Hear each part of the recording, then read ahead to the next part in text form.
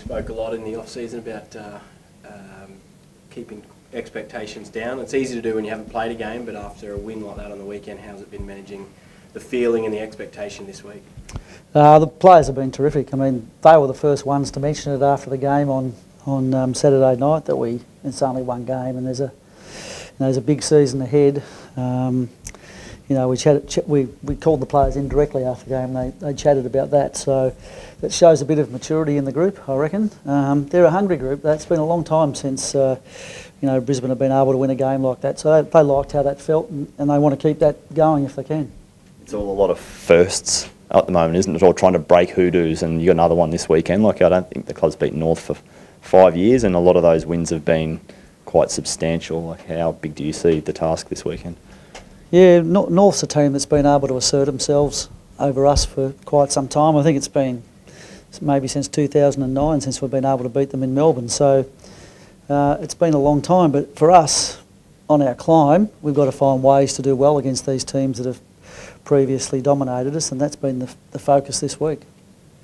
They were one of the teams that you had a loss to by less than a goal. I think it was that moment Cam Rayner had a shot and missed it. Is it those games and those opponents where you just lost by that small margin that you've identified this season as they're ones we can definitely get? Oh no, because that was at that point in time. The teams are a bit different now, so who knows what the weekend holds. That game was the famous Cam Rayner game, but we didn't lose that game because Cam Rayner missed.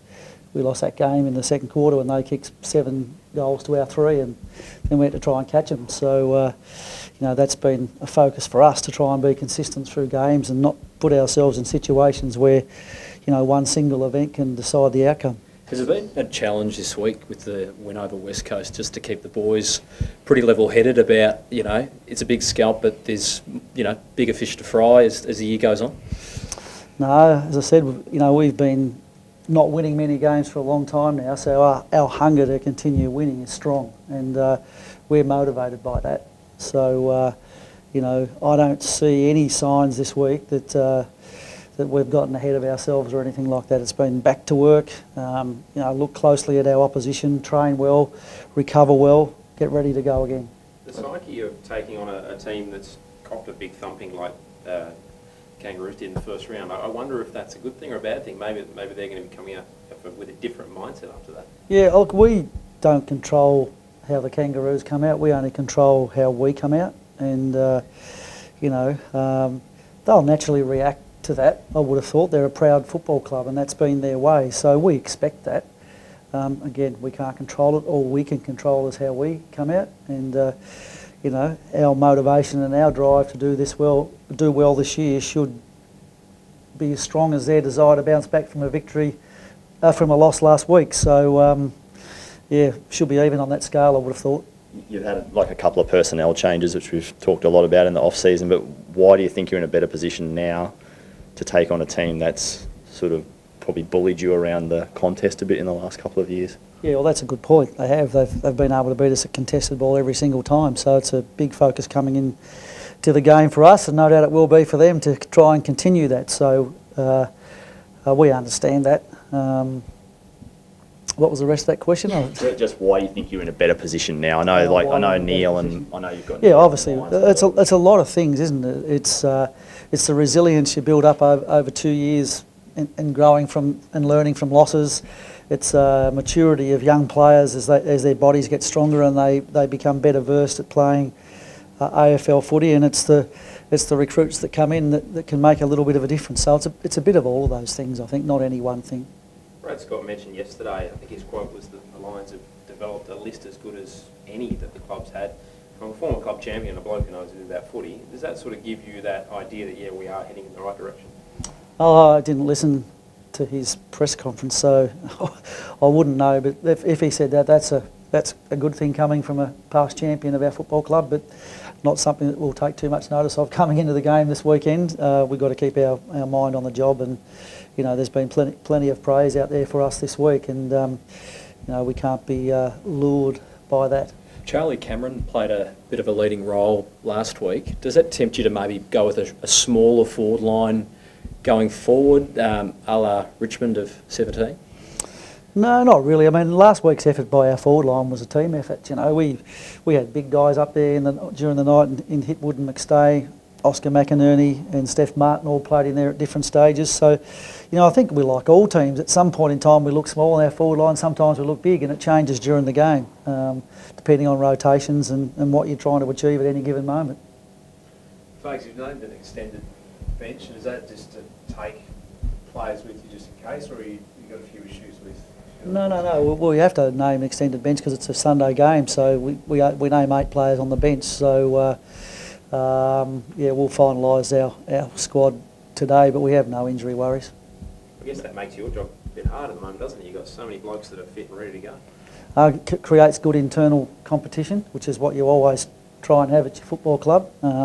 Keeps people on their toes and playing well, so it's a good thing. Have you been told if you'll be playing roof open or closed yet? It seems to have been a bit of a hot topic. I wouldn't have a clue. You know, we train with red balls and yellow balls this week to get ready, so it could be anything. I think if there's a chance of rain, they close the roof. If there's not, they leave it open. Fags, you said at the beginning that keeping a lid on expectations straight after the game was the players who led that, and that's been your goal, is to make it more player-driven, everything around preparation, performance, that sort of stuff. How have you done that? Because you can lead a horse to water, but you can't always make them drink. How have you made the players actually start taking that upon themselves? Yeah, well, it's not just me. It's all the coaches and it's the leadership group as well. We just from the time we've started our time together for 2 years now, we've always asked the playing group questions and got them to search for answers. They struggled with that early days, but now, you know, 2 or 3 years into that program, they have opinions and they're proud of their team and they want to do well, and they know that if success is going to come, it's going to be on the back of great leadership and great internal drive from the playing group. So we've just been consistent with that, and you know, ever so gradually we've started to see some results. I could be wrong, but I didn't see Alan Christensen's name on the team sheet. Is he a long way off from getting back into this side? No, he missed about 5 weeks with an ankle injury. He played the last JLT game against Melbourne and then played in the NEFL last week. No, he's not that far off. No, he just needs to continue to play well, get some game time. At the moment, 22 of his mates have kept him out of the team because they performed so well last week. Thanks. I know you mentioned the roof before, but do you have a preference on roof open, roof closed? Oh, I've always thought they should close the roof at Etihad, otherwise why do you have it? Well, it's not Etihad anymore, it's Marvel Stadium. Sorry, I've always thought they should close it. I've never been able to quite understand that, and particularly from a viewer's perspective, both the spectators at the ground and the people watching it on TV, because just the way it's facing the sun and the shadows, it makes watching the game terribly difficult. And if you happen to sit in the sun at that ground, you get fairly sunburned. I've done it. Made the mistake one day, long time ago now. But yeah, I think it should always be closed.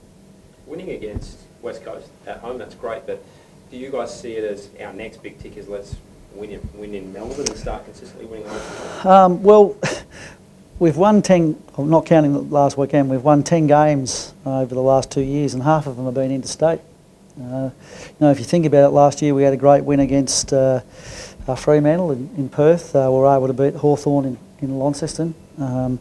We beat the Gold Coast down on their ground, and the previous year we were able to beat Essendon at Marvel Stadium. So half of our wins have been on the road. So in a way, I think our group enjoy travelling, and more recently we were able to have a victory in the JLT against Melbourne. So you know, we like to think we're a team that can play both well at home and away, and you know, this week's no different. That you always treasure away wins because they are a little bit harder when you've got to jump on the plane and travel, but it's something we look forward to. I don't want to be the stadium basher guy, but the surface as well. Have you had to look at the surface or had any? Yeah, the surface has been checked. The AFL are a diligent bunch, and they would have been disappointed with the ground last week. And from what we know, the ground's in great condition for the game on Sunday, so no concerns at all.